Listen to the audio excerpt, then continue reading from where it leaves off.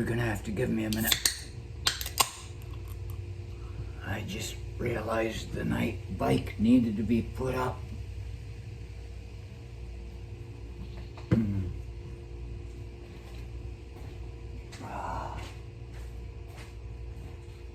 if I'm gonna put the bike up, that means there's a pretty good chance that something's gonna collapse. Oh, there it is.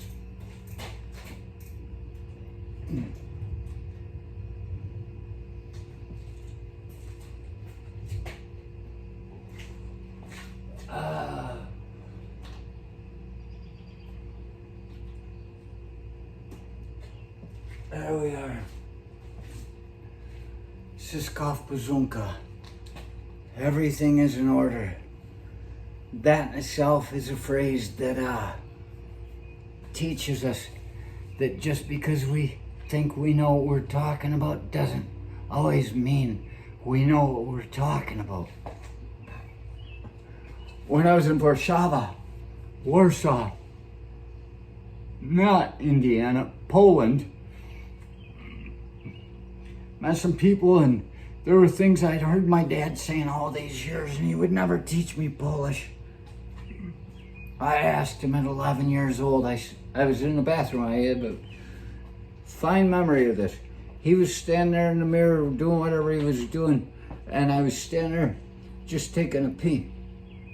And I turned around and I said, will you teach me Polish? And he said, no. You don't need to know that for anything. And I said, okay. Guess that makes that easy. No work needed out of me. And then I find myself in Poland, down at the docks, in the middle of the night going, yeah, I don't fucking need to know this for anything. All alone trying to get a cab to a fucking cinder block building. Guy parking in the middle of nowhere out looking across an open field, and I just learned enough Polish at that time from my little fucking radar book to say, get me the fuck out of here, you know. And I don't know what was about to happen there. It was like he was waiting for people, but he listened. I told him, get me the fuck out of there. Just pull up and stop, and turn the car off and sit in the dark. It's a taxi cab. I don't know what they're doing in taxi cabs in Warsaw, but I'm not. That's all. So then I find out I'm trying my Cisco Pazunka stuff. Everything is in order. My dad always said Cisco Pazunka. And I think he was spelling it the way it looked in English. He was mixing up. Somehow when he started learning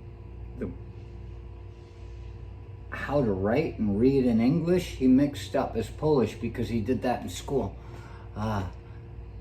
Learned English in elementary school, I guess. Guess when he was doing that, he saw the W. It would be a Siskov, but it looks like a Cisco, or just the cultural drift and the dialect changing and all these things, you know. But he'd say Cisco Pazunka, so I said Cisco Pazunka, trying to look smart. Stupid white boy. Stupid white man. And I got laughed at, and they said, no, Siskov Pazunka. I was that close. And then I take it back home, and I tell my dad, I said, you've been saying it wrong. He said, I'm saying it wrong. He just used to like to say Cisco, the trucking company that sent food to the schools. He liked saying Cisco Pazunka. And he was making a joke to make me look stupid. And that's what they do to us. You think about it, all the people right now that we're talking about in the news, and everybody's arguing about this guy, that guy, this guy, that guy. I heard somebody right after the elections, like still back in November, when people accepted that the elections were just, what they are, well regulated, and you get what you get. And okay, well, you're only second place now, but that's better than third, and that's better than the rest of us. They're just looking at it the wrong way. You got a silver medal running for the presidency. Is the most powerful person in the world, as they say. Bullshit.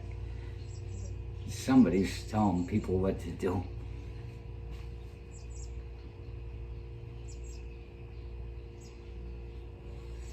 But you got somebody like that that's got supposedly all this money, but none of it's his, it's somebody else's. That poor guy, he's telling people they robbed us, and he's starting an argument. And it's like he wants a civil war. I mean, if you want any kind of validation that there's something more going on, look at this guy. He's listening and he's ready to burn it all down. It's just like Nix out of The Illusionist or whatever, that Clive Barker book. It's just somebody that wants to watch us all burn, and we just want to love them. And there are people that have been arguing for years. They're like, secession. And okay, well, the last time that happened, we had a good civil war. Full blown, none of this piddly shit. People on the roads going, fuck you. There's none of that. In the good old days, like in the late 1800s, 60s, whatever, they would have just run you right off the road and into that tree, whatever it is. But no, they go, and they're not even willing to do anything about it. I'm not encouraging that you do. I'm just showing you the difference. This guy's talking about, turning us all against each other. He's quietly doing it. He's putting it in our heads. But he doesn't even have a fucking plan.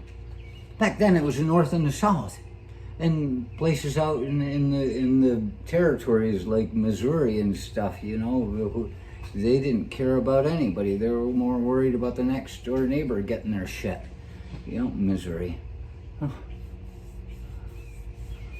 I'm still waiting for the day to come when I can do what I did to New Jersey and finally say, there is somebody decent come out of New Jersey. I've met all these people from New Jersey. They're all assholes. And then I met somebody from New Jersey that wasn't. Same way I met somebody from New Zealand that was an asshole. I didn't think there were any assholes from New Zealand. Maybe. From? Well, the assholes are at home. It's just the way things go. But we're all right next to each other. This guy, that poor guy, he's trying to run us all into some sort of civil war, and he doesn't even have a fucking plan. He doesn't have a plan. We're all living right next to each other. We all love the people. Sure, brother killing brother, but it's supposed to be over some kind of line, not in the toilet because you were screwing his wife or something like that. It's at that point, if you're all living around each other, it's not even about the difference between beliefs. There must be some underlying factor that has you getting killed by your brother in the bathroom.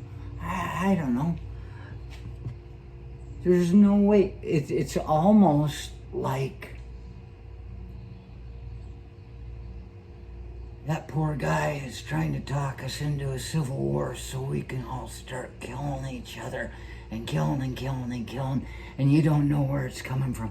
And then pretty soon, there's nothing left. There's no fucking plan. Why do you think I'm not president? I said long ago, if I thought there was a fucking better way, if I had a plan, it'd be easy. I mean, look at me. God, I feel so strong. And, you know, I'd just be walking around smoking a cigarette and drinking a beer. It wouldn't be, you know, video of me running down the road with the Secret Service around me. It'd be me running down the road with the fucking Capitol Police after me. And I'm going, ha ha ha ha ha. Never been caught on foot.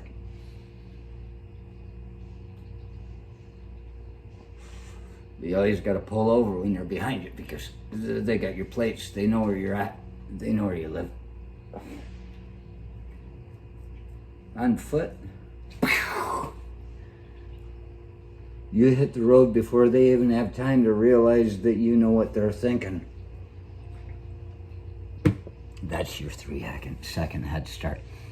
So, if we are going to have a civil war here, I need to work things out with my brother and everybody that loves me. Just give me a 3-second head start and a 5-point contingency plan.